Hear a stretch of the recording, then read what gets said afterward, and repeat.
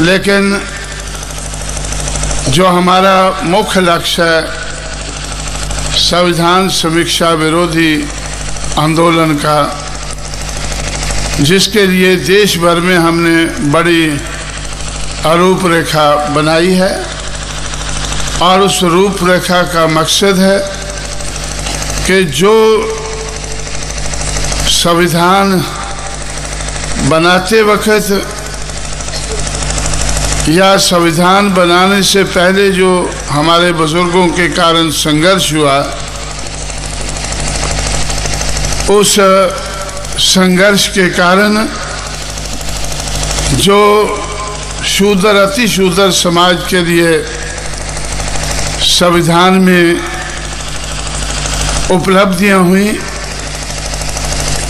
उन सब के बारे में तो मैं 5 तारीख को ही बोलना चाहूँगा। लेकिन हमारा इस आंदोलन का लक्ष्य है कि जो हमारे बुजुर्गों के संघर्ष के कारण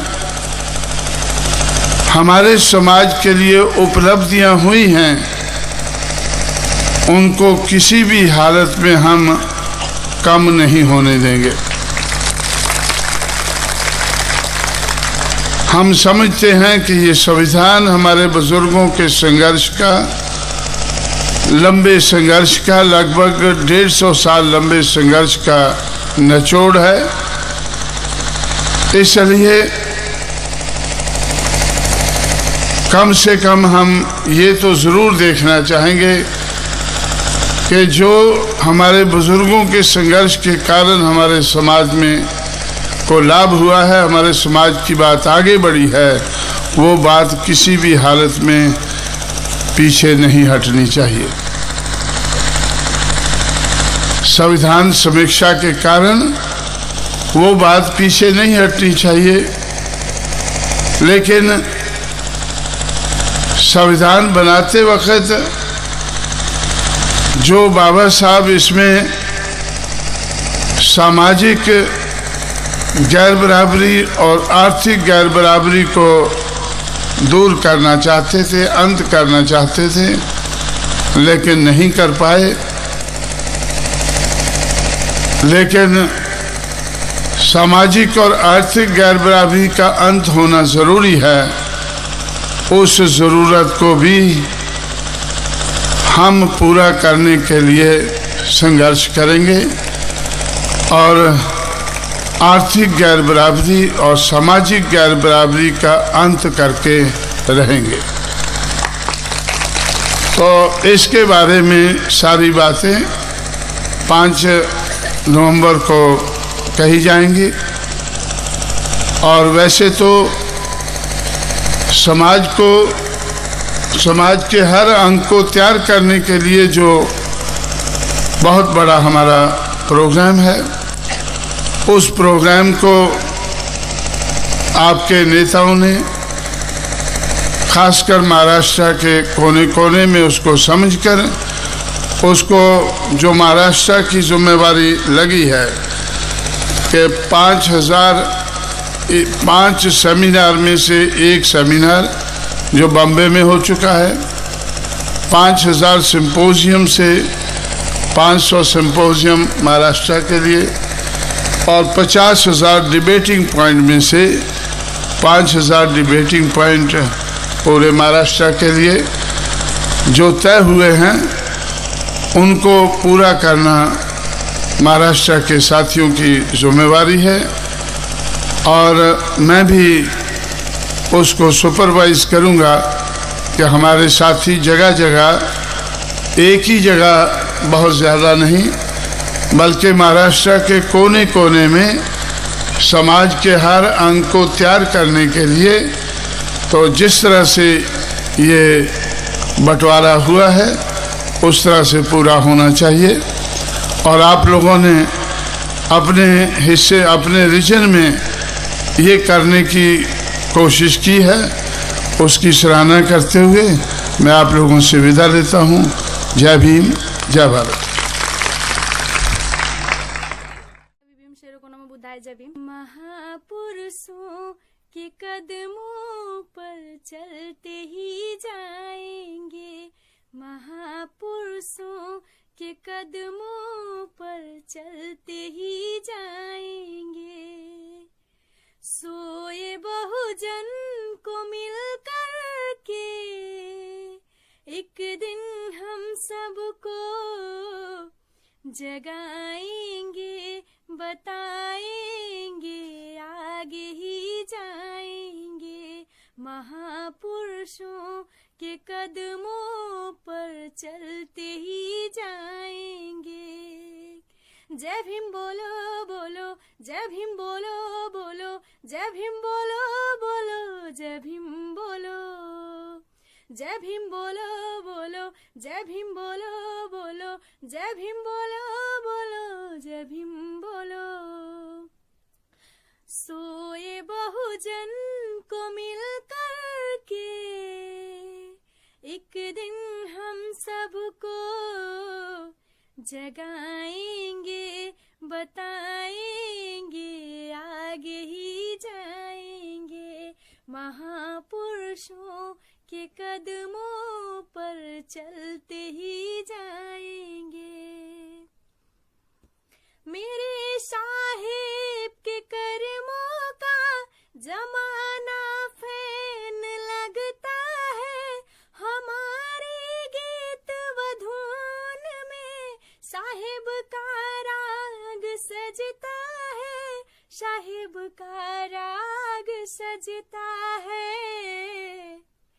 सोए बहुजन को मिल कर के एक दिन हम सबको जगाएंगे, बताएंगे, आगे ही जाएंगे, महापुरुषों के चरणों में नमन ही कराएंगे। जय भीम बोलो बोलो, जय भीम बोलो बोलो, जय भीम बोलो बोलो, जय भीम बोलो, जय भीम बोलो बोलो, जय भीम बोलो बोलो, जय भीम बोलो बोलो, जय भीम बोलो।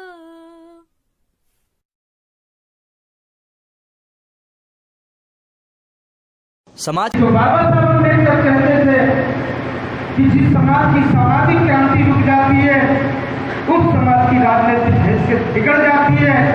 अगर राजनीतिक हैसियत बनाना है तो कुछ लोग धर्म के काम में लगना होगा, कुछ लोगों को समाज बनाने के काम में लगना होगा, तो कुछ लोगों को सरकार बनाने के काम में लगना होगा। ये काम अगर बहुजन समाज के अंदर से होगा तभी हमारी हजारों साल की बिगड़ी बात ठीक हो सकती है।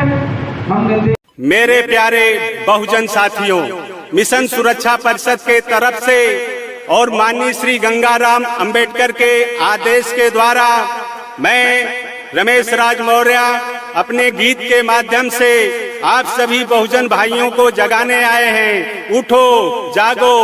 और इस गीत को लिखे हैं हमारे माननीय राष्ट्रीय प्रवक्ता जोगेंद्र वर्मा रिंकू जी। तो जय भीम, नमो बुद्धाय।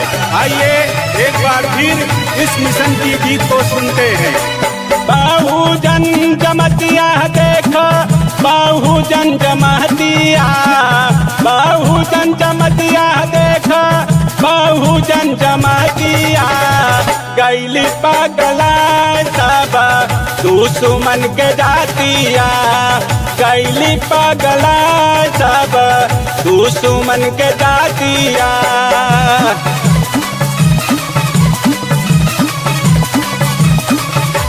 यूपी गंगा जमुना के तो आपसे आवाज आई, गंगा राम अंबेडकर ने नई हुंकार लगाई। कश्मीर से कन्याकुमारी, गुजरात से बंगाल, उठो जागो बहुजन मेरे, करो विचार तत्काल। तोड़ के जाति पाति भाई, बहुजन समाज बनावा। ऊंच नीच का भेदभाव मिल कर के मिटावा। सुख भर दिन होई चैन भरी रात्रिया, सुख भर दिन होई चैन भरी रात्रिया। दुश्मन के जातिया गैली पगला सब दुश्मन के जातिया।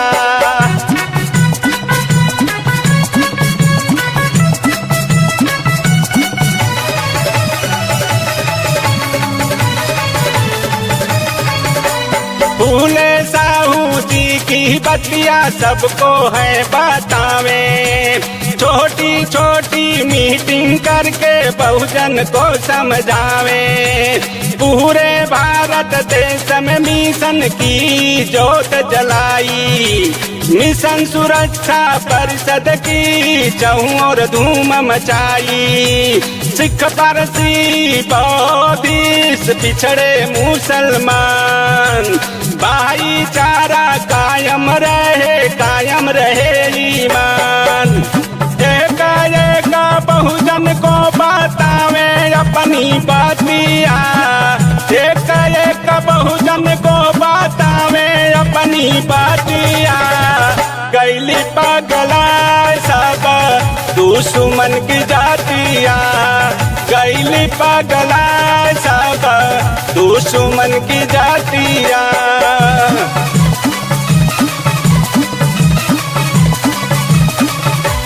दिल में बाबा साहब है, दिमाग में कांसी राम। नए भारत बहुजन की उम्मीद में गंगा राम। मेहनत करके बना लिए हैं नया एक समाज। मधुर इनकी भाषा है, प्यार सौहार्द अंदाज। पिछड़े मुस्लिम दलितों में पूरा है विश्वास। सामाजिक रोग की दवा इनके पास। छवि है निराली इनकी भोली सूरतिया, छवि है निराली इनकी भोली सूरतिया। गैली पगला सब दुश्मन की जातिया, गैली पगला सब दुश्मन की जातिया।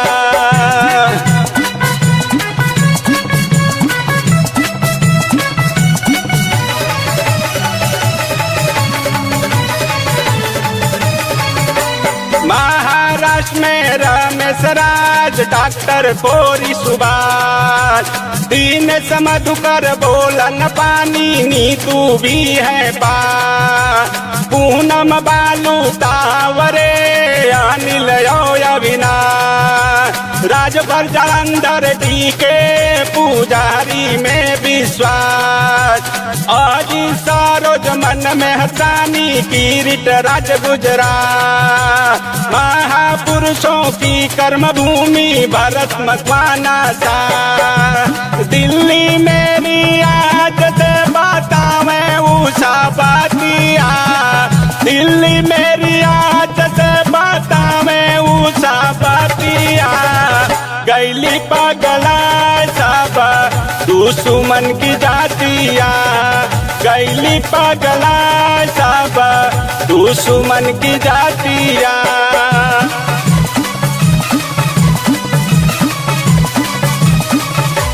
महनीश जी से योगेंद्र राणा कोहेले समझाई। ज्योति गरिमा मिशन में अपना रंग जमाई। यलसी पुनिया हरियाणा से रहते हैं ललकार।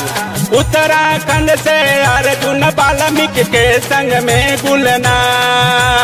एमपी चंसोलिया शकुंतला हिरवा। मधुबाई संग अनिल सदानंदैया। लग जाई था दुश्मन के औकातिया, लग जाई था दुश्मन के औकातिया। गैली पगला सब दुश्मन के जातिया, गैली पगला सब दुश्मन की जातिया।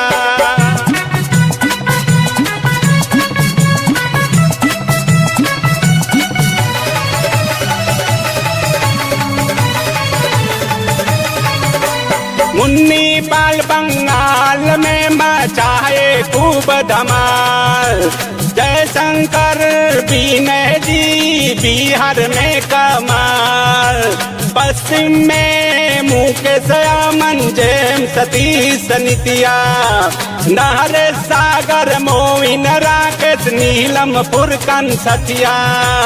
अल्पना नीतू किरण यादव संग में है से फाली। संतोष यादव योगेंद्र वर्मा मिशन की कर रखवाली।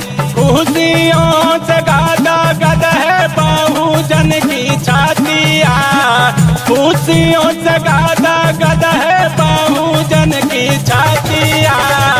गैली पगला सब दुश्मन की जातिया। गैली पगला सब दुश्मन की जातिया।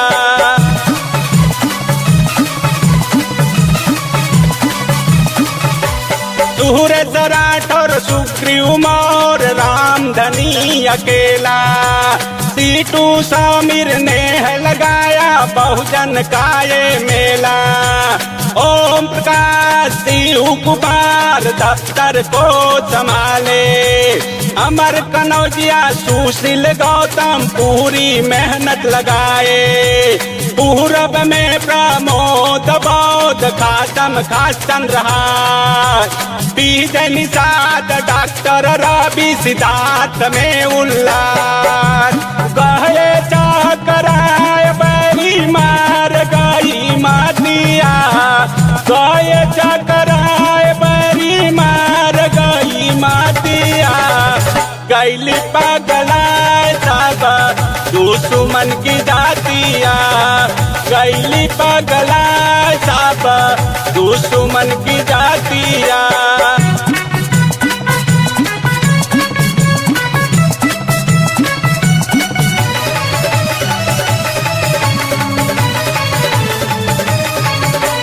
डॉक्टर राजत विश्वकर्मा संग चल रही है साक्षी। धूम बचाए राय बरेली विनायक मीनाक्षी। सीताराम कश्यप बोले रज्जू जी पटेल से। मिशन चलेगा भाई मेरे बहुजन के मेल से। आनंद हर्षित विशाल जी अरुण कोठरिया संग। यलयार गौतम जी में चढ़ा है नीला रंग। कहरा देंगे खड़ी हम दुश्मन की खटिया। कर देंगे खड़ी हम दुश्मन की खटिया। गैली पगला सब दुश्मन की जातिया। गैली पगला सब दुश्मन की जातिया।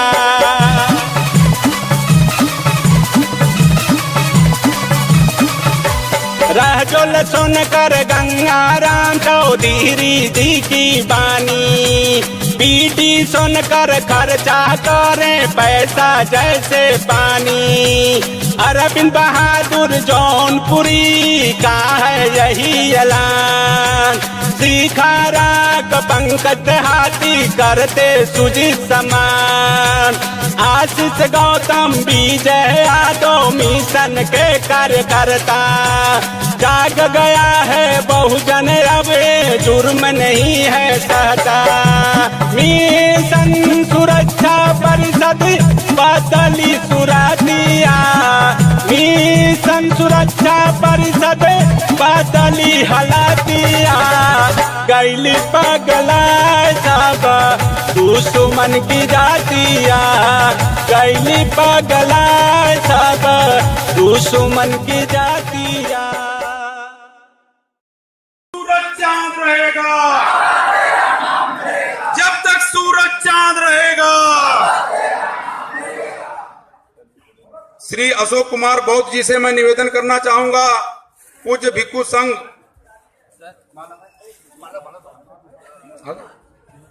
जी के पास आ जाएं और आपको उचित स्थान पर ग्रहण कराने के लिए सहयोग करें।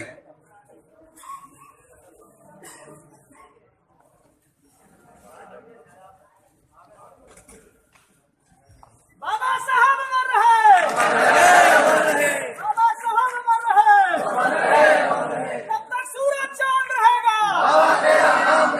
तथागत भगवान बुद्ध को के चित्र पर पुष्प अर्पित किया जा रहा है। परम पूज्य भारत रत्न बाबा साहब डॉक्टर अंबेडकर जी के चित्र पर माल्यार्पण किया जा रहा है। राष्ट्रीय अध्यक्ष जी के द्वारा और सहयोगियों के द्वारा माननीय श्री काशीराम साहब के चित्र पर माल्यार्पण किया जा रहा है।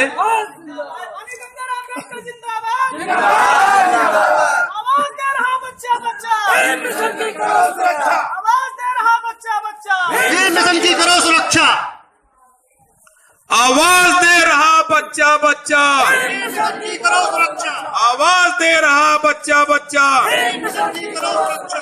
बाबा साहब अमर रहें, बाबा साहब अमर रहें। जब तक सूरज चांद रहेगा, जब तक सूरज चांद रहेगा,